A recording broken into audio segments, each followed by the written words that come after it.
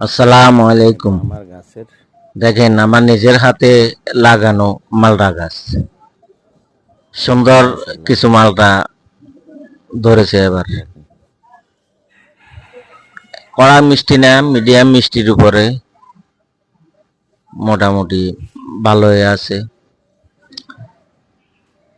সাইজও চায়না সাইজের মতো, বড়ও না ছোটও না, মিডিয়াম সাইজের।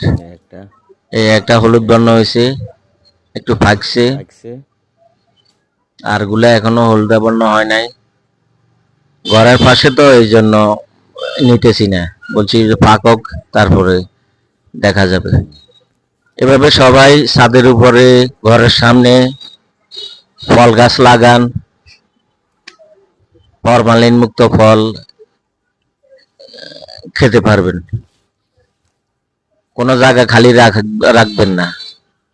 সবাই নিজ নিজ আঙ্গিনায় ফল গাছ লাগান।